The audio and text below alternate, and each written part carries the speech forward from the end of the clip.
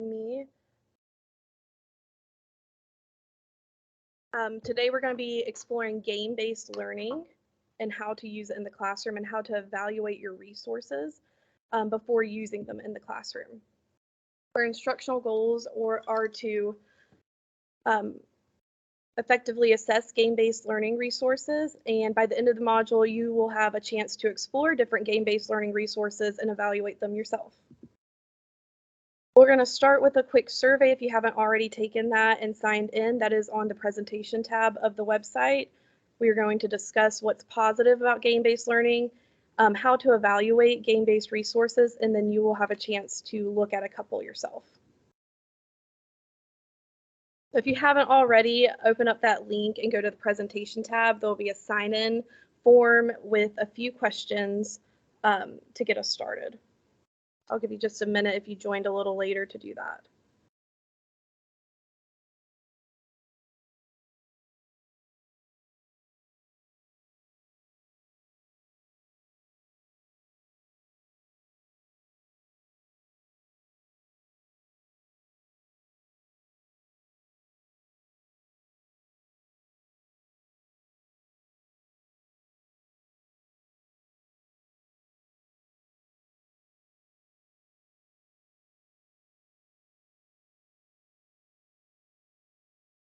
So most of you expressed in the needs assessment, you do have some idea of what game-based learning is, but just a brief overview, game-based learning is gameplay that has a clearly defined learning outcome.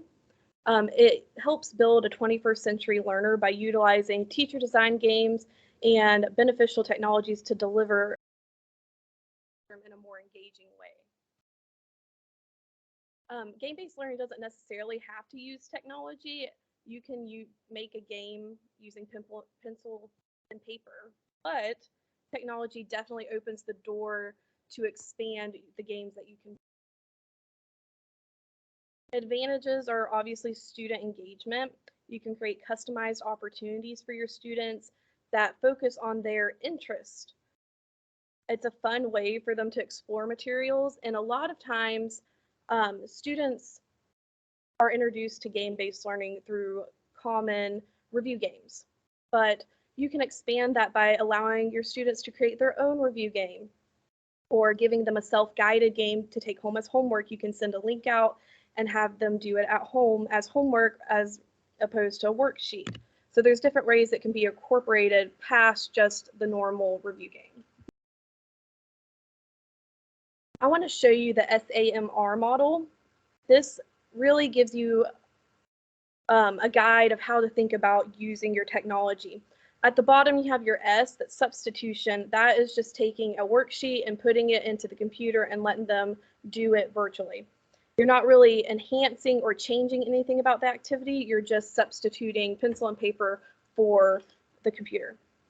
What you really want to try to do with the game-based learning is redefine or modify the experience where it's more than just the same activity put on the computer. You want to enhance it, change it, make it more meaningful by using technology tools that we have. When you're evaluating if you want to use a resource, some things you need to consider are, is it appropriate for your age group? Is it easy to play for the students? If you have a younger age group, you want to take into account how complicated the game can be. Is it customizable? Is it free for you to use, or do you have to buy a subscription? Does it give you features for whole group where you can play against each other in class or independent play? And does it have features embedded like text-to-speech that accommodate students that have accessibility needs?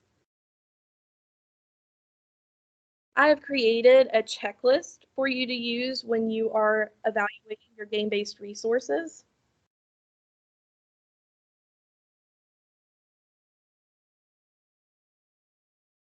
Sorry, we just had one more person join us. For this, you can click and you check off what it has. These are just some reminders that I've come up with that you might want to think about when you're looking at the game-based resources. And I encourage you to not only evaluate these resources from your point of view of how easy is it for you to create it, what does it have that you like, but play the game yourself and look at it from a student's point of view to see how they see it. Is it attractive for them?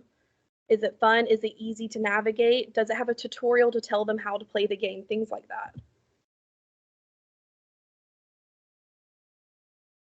Our first resource is quizzes. This is very similar to Blooket or Kahoot, but it has a little more engagement in it. It shows the leaderboard and the scoreboard. It's a little more attractive in my opinion, and it has a bank of pre-made games made by other teachers that you are free to use. It is a free app, but of course with many of these you can upgrade to get more features and have a subscription for it. They offer on the free version 2 types of questions. You have a multiple choice and a fill in the blank option for students. And if you decided to ever pay for the subscription, there's more answered choices. What I would like to show you now is on the website, you can go in and go under task 1. And I've created a game for you to play on quizzes so you can just see how it works. You can access it through the assignment button, and then the checklist button will take you to the checklist that I made, and you can evaluate the quizzes assignment. I'm going to give you about 5 minutes to do that, and then when you're finished, I would like for you to put your thoughts in this Padlet right below. Just click the plus sign and add whatever you thought.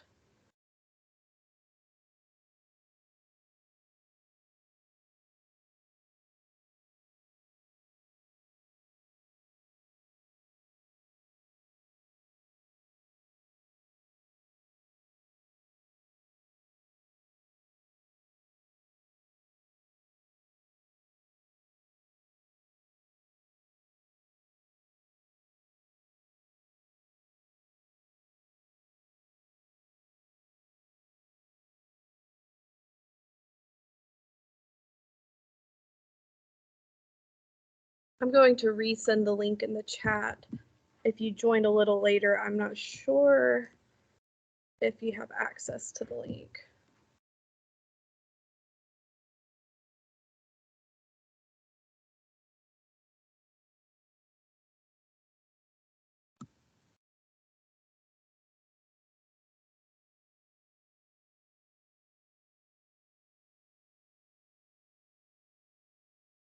Feel free to unmute and just tell me if you have any questions, if you have any problems, or send your question in the chat.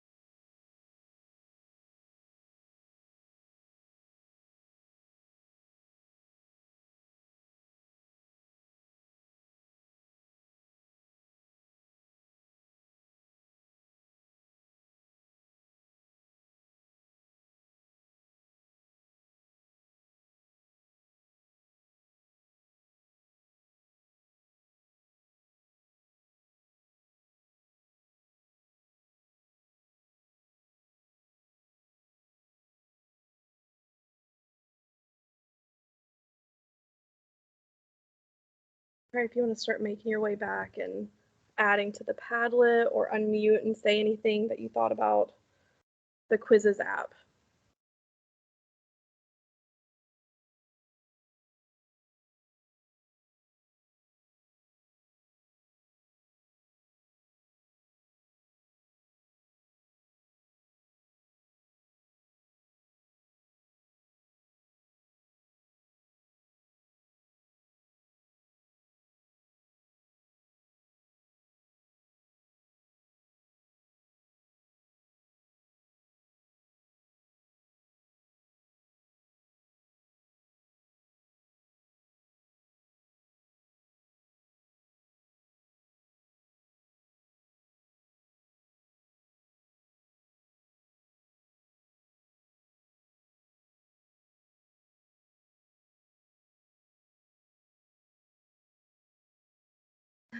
One person said, I really enjoyed this resource, but it definitely made me realize how much I don't remember about this topic.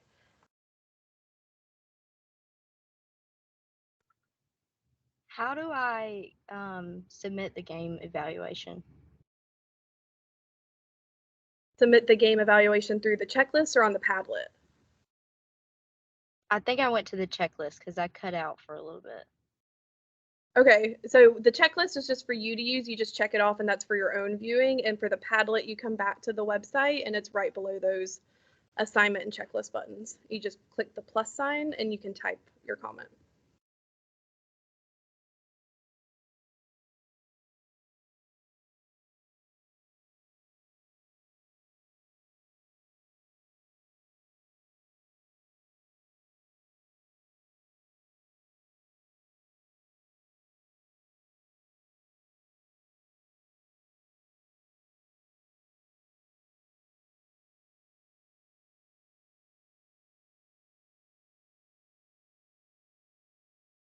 Another comment is I like this a lot. Very helpful for planning lessons and review games.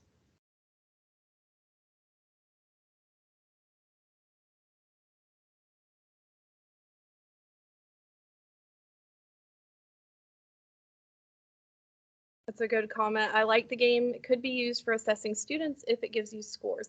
It does give you scores. It gives you a report, just as Blooket or Kahoot does. I think it's very similar to those. Blooket definitely has the fun game modes. Quizzes is very similar to Kahoot, but it can be used for not only games through lessons, like you embed the quizzes into your PowerPoint.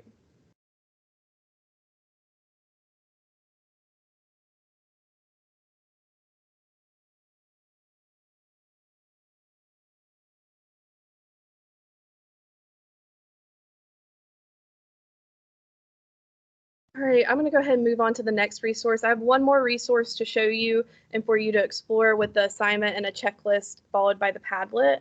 And then I'll show you a resources page I created that you have access to after your presentation, and we can wrap it up. So go back to my PowerPoint.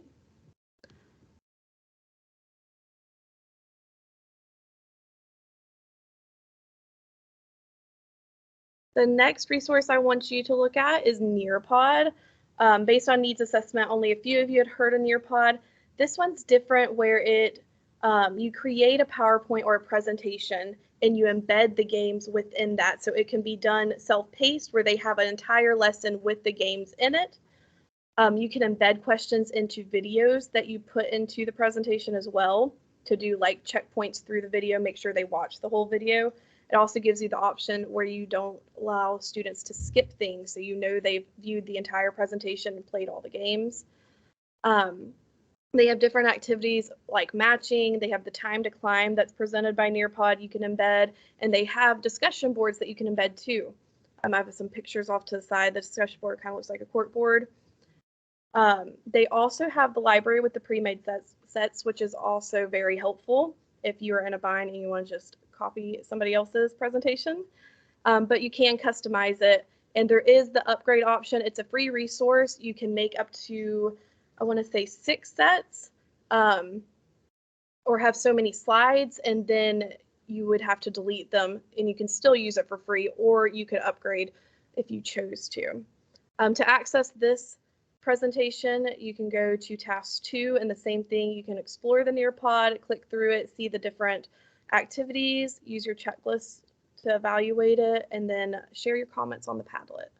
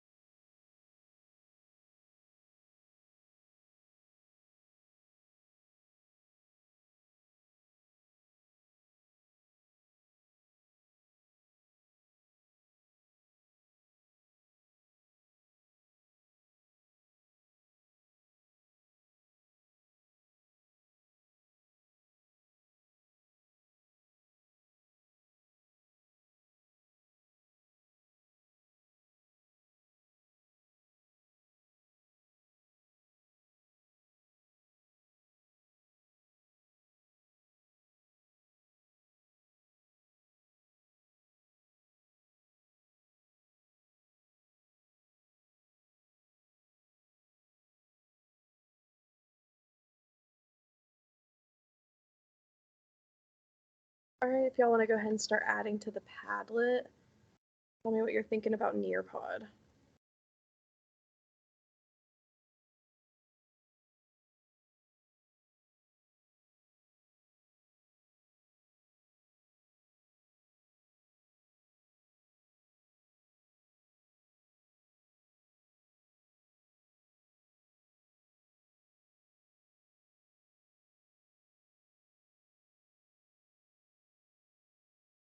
I really liked it. Nearpod is a great way for students to feel involved through the entire lesson. That's a great point because you can always have that pulled up, whole group on the board, but have them also logged in on their individual device going through the lesson with you.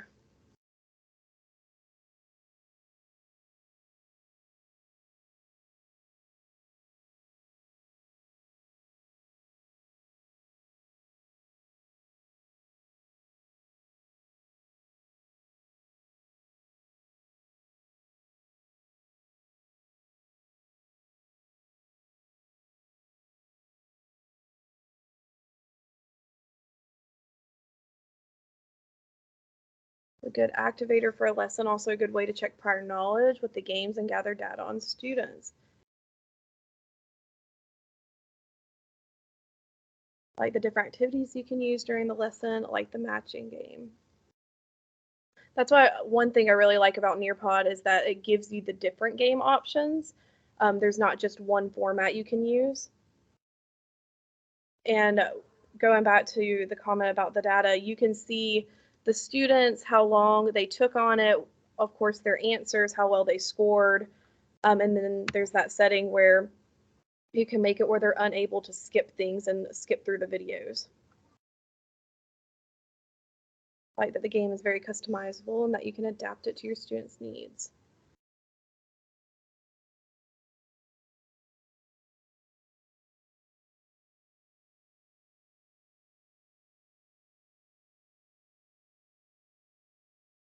I love this one. I would definitely use this resource in my classroom. I've always loved self-paced assignments. This would be a great station for centers because it is so independent.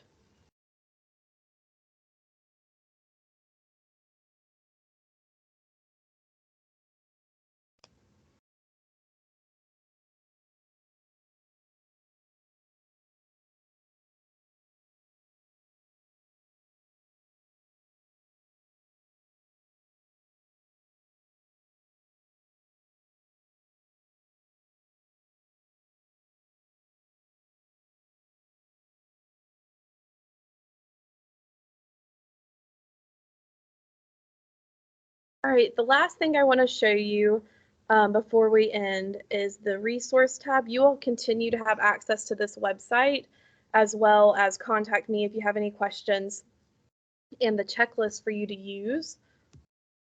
When you go to the resource tab, I have created a Wakelet that is full of resources for you to try. There's a couple of videos I've created that are kind of like a how-to tutorial, an infographic about the gamifying lessons that I've created, as well as links to different game-based websites. Some of you may have heard of, some you may not. So I hope that this helped and that you find something new that you like and you also feel more comfortable picking out games that are appropriate for your students and work for your specific needs. The checklist will stay live, so you can use that as much as you want to help yourself.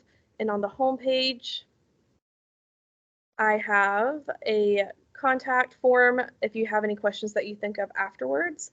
The last thing I'm going to ask from you is if you go to the presentation tab and scroll down, below the PowerPoint that we viewed, there is a short assessment as well as an evaluation of me and this professional development. So I'd appreciate if you would complete those for me before leaving, and I really appreciate you joining me today.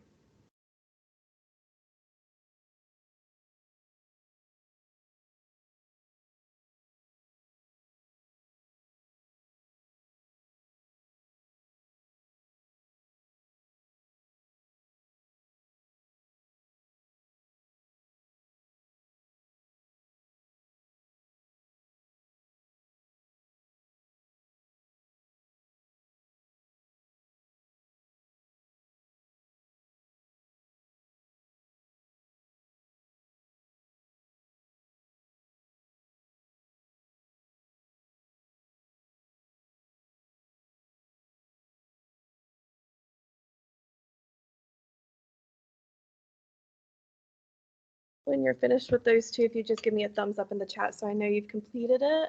And then you are free to go. Thank you so much for joining me today. And if you have any questions right now, you're free to unmute and ask them as well.